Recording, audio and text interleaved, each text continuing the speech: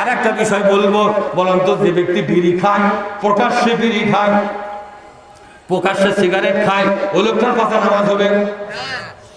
মনে করেন একটা মৌলবী প্রকাশ্যে বিড়ি খায়, সিগারেট খায়, হাট বাজারে সব জায়গায় বিড়ি সিগারেট খায়, এই লোক যদি তোমার মসজিদের ইমাম হয়, ইমামতি থাকবে না যাবে? কে যাবে? কে ওই কি মানুষ মারছে? বিড়ি খায় না, বিড়ি খায় না, সিগারেট খায়। সিগারেট খেলেও যাবে? আরে বিড়ি একটা ফাতরা জিনিস, সিগারেট খায়, ইমামতি থাকবে? এই সিগারেট খাওয়ার জন্য ইমামতি ছেড়ে যাবে? মনে করেন যে মুসল্লি করছে, ভাই সিগারেট আছে, আছে দে একটা দে, টান মারবে, এরকম ইমামতি থাকবে? আপনারা বাতিল করে দেবেন। কে বাতিল করবেন? কেন? বুঝে থাকলে জবাব দেন, কিছু বাতিল করবেন? যাকে ইমাম মানুষ সিগারেট খায়, বিড়ি খায়, বিড়ি সিগারেটের মধ্যে কি আছে যা টানলে আপনার ইমামতি থবেন না? কি কি আছে ওর মধ্যে? তামাকের পাতা। ভালো করে বুঝে উত্তর দিবেন। তামাকের পাতা থাকার জন্য ইমামতি চলে গেল। এখন যে মৌলবি জর্দা খায়, বিড়ি খাওয়া লোকের পাশে যদি নামাজ না পড়েন, জর্দা খাওয়া লোকের পাশে কেন নামাজ পড়বেন আপনি? জর্দার ওই মশলা কি ওটা তামাকের পাতা না? খালি বিড়ির জর্দা গুলো তামাকের পাতা। এই পাতা না খায়, খালি বিড়ির পাতাগুলো, সিগারেটের পাতাগুলো, মশলাগুলো তামাকের পাতা, আর মৌলবীরা খায় হচ্ছে জর্দা, ওটা হলো জান্নাতের পাতা। এই পাতা না খায়, জর্দার পাতা কিসের পাতা? ওগুলো জান্নাতের কিসের পাতা? ওটাও তামাকের পাতা। ওই ধোঁয়া করে খায়, চাবিয়াই খায়, কথা ঠিক না? যে লোক বিড়ি খাওয়া লোকের পাশে নামাজ পড়বে না, সিগারেট খাওয়া লোকের পাশে নামাজ পড়বে না, বিড়ি খাওয়া প্রমাণ হলে, সিগারেট খাওয়া প্রমাণ হলে রে লোকটার ইমামতি চলে যাবে। ঠিক তেমনি জর্দা খাওয়া, গুল মাখা, এই মৌলবীর ইমামতি থাকা উচিত না, বিদায় করা উচিত। এখন শোনেন, সিগারেটের পাতা মানে সিগারেটের মশলা, বিড়ির মশলা, এগুলো হচ্ছে তামাকুরের পাতা, ঠিক না? ঠিক। গুলের মশলা আর জর্দার মশলা, এগুলো হলো তামাকুরের পাতা। সবগুলোর মূল হলো তামাকুরের পাতা, কথা কয় না? ঠিক। আচ্ছা, চাউল দিয়ে ভাত দিলে তা খাওয়া যায়, আর চাউলের রুটি করলে ওটা হারাম।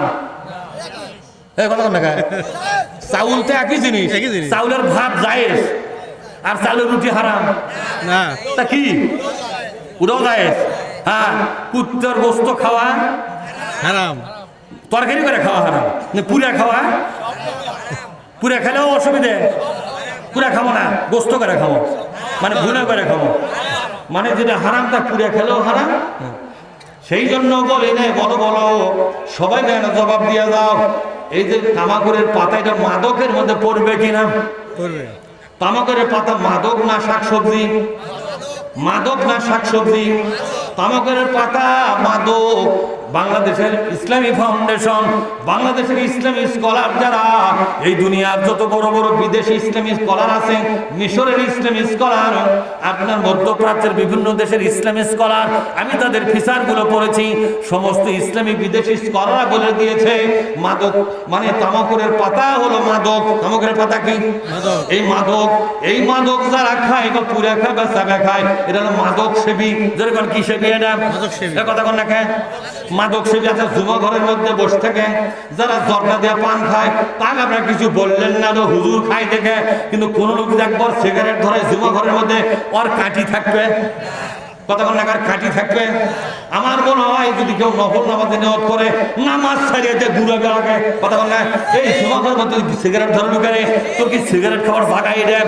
ওই যদি সিগারেট খাওয়ার অপরাধে গুড়ি খায়, যে বলবি জুমা ঘরের মধ্যে থেকে জর্দা খায়, গুল মাখে, এই বলবি গুড়ি বেশি মারা লাগবে কিনা? ধরে খান, তার তো গুড়ি মারা বলা লাগবে। বলবি এটা তোমার বাড়ির খানকা ঘর নয়, মাদক সেবন করবে তোমার বাড়ির যা করো, আল্লাহর ঘর মাদক সেবনের জায়গা নয়।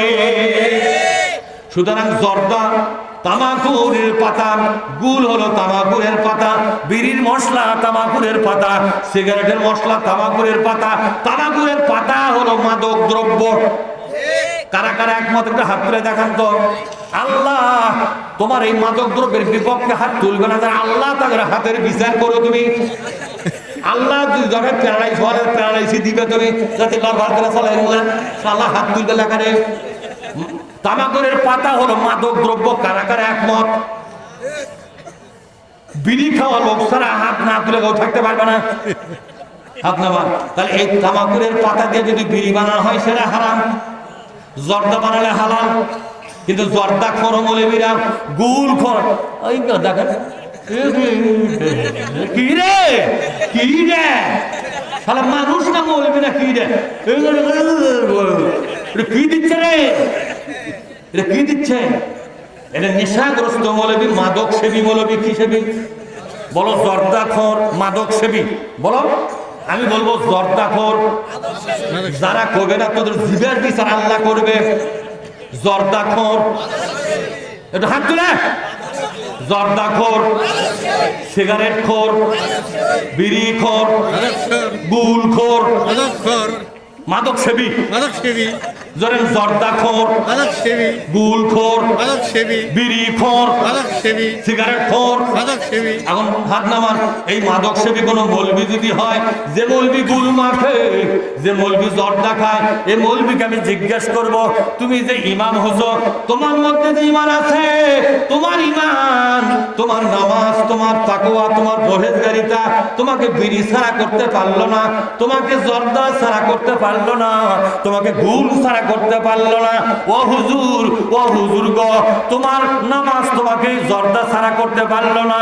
ও হুজুর গো, তোমার নামাজ তোমাকে গুল ছাড়াতে পারলো না। হুজুর রে, তোমারে প্রশ্ন করি রে হুজুর, কিয়ামতের ময়দানে এই ঈমান, এই নামাজ তোমাকে জাহান্নাম ছাড়াবে কেমন করিয়া? কথা ঠিক না ঠিক? তোমার ঈমান, তোমার নামাজ। হুজুরকে বলতেছে, আপনাদেরকে নয়। মসজিদের ইমাম, মসজিদের মুয়াজ্জিন, মাদ্রাসার মুহতামিম, মাদ্রাসার হুজুর, মাদ্রাসার principal, professor, master, assistant master, যারা আসরে মাদ্রাসার সাথে ইসলামের কাজের সাথে জড়িত আছে যারা, আমি তাদেরকে জিজ্ঞাসা করতে চাই, যে তামাকুরের পাতা তুমি গ্রহণ করেছো, তোমার নামাজ, তোমার ঈমান এত দুর্বল ঈমান, তোমার নামাজ এত দুর্বল নামাজ, তোমার রোজা এত দুর্বল রোজা রে, তোমার রোজা, তোমার নামাজ, তোমার হজ, তোমার ঈমান তোমাকে জর্দা ছাড়াতে পারলো না, তোমাকে গুল ছাড়াতে পারলো না, তা তোমার এই নামাজ পরকালে তোমাকে জাহান্নাম ছাড়াবে কিভাবে?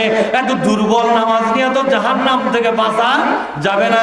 হুজুর রে, আজকে যদি নবী বেঁচে থাকতো, নবীকে জর্দা দিয়ে পান খেলে হয়নি? এজরে কোন জর্দা খেলে হয়নি? জর্দা দেখাবে না। হুজুর তুমি পানি যদি খাও, খালি পান খাও, সুপারি খাও, তুমি চুন খাও, চুন হলো ক্যালসিয়াম, চুন খাও, সাথে তুমি কালো জিরা খাও, আদা খাও, দারচিনি খাও, একটা করে সাদা ফল খাও। কোনো ব্যক্তি যদি প্রতিদিন 2 থেকে 3 বার অথবা নিম্নে 1 বার, নিম্নে কতবার? এতটুকু লিবে দারচিনি, কতটুকু? এই না কথা, এবার কবরেজি করতেছি। কত বড়?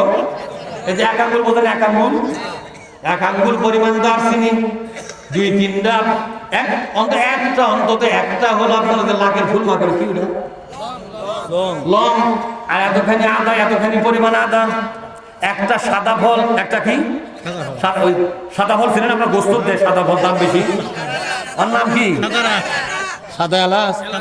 ও আমাকে আদম থেকে সাদা ফল ফল করে সাদা এলাচ একটা ধরেন, নাম ধরেন, সাদা এলাচ একটা, এতখানি এক ইয়ে পরিমাণ, এতখানি দারচিনি, এতখানি আদা, আর এতখানি, আর এতখানি একটা এক পিস, 2 পিস হচ্ছে লং। এই 4টা কটা জিনিস হলো? এই 4টা জিনিস যদি আপনি খান, আপনার কণ্ঠ কোনোদিন নষ্ট হবে না, সর্দি লাগবে না, জমানো কাজ ধীরে ধীরে বের হবে, ওষুধ লাগবে না। জোরে কর মারহাবা। ও বন্ধুরে, শেষে বার একটা চিকিৎসা দিয়ে গেলাম, সাদা ফল খাবেন, কণ্ঠ টনটনা হবে। 64 বছর, 44 ইয়ার্স, আমার বয়স এখন 64 চলছে, এই তো 65 পা দেবো এখন, তাহলে আমি কি চ্যাংরা না বুড়া? কিন্তু কণ্ঠস্বরে কি মনে হয় এখনো 2-4 বছর চলবে, কি দাম মারবে এটা? আমি সাদা ফল খাই, আমি খাই দারচিনি, আমি খাই আদা, আমি খাই লং, এই 4টা জিনিস একত্র করে চাবে আমি গুলের মতো করে দেই।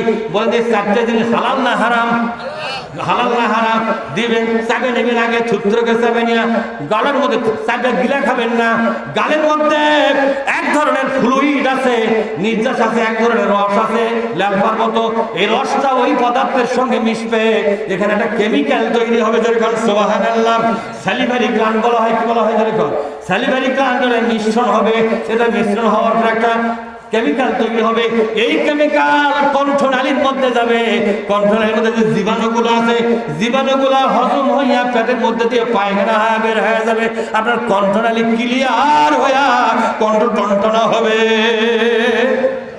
আর দেব না চিকিৎসা। আল্লাহ পাক আমাদের মাফ করে দিন। আল্লাহুম্মা আমিন। আস্তাগফিরুল্লাহাল্লাযী লা ইলাহা ইল্লা হুয়াল হাইয়ুল কাইয়্যুম ওয়া আতুবু ইলাইহি। জিকির করেন।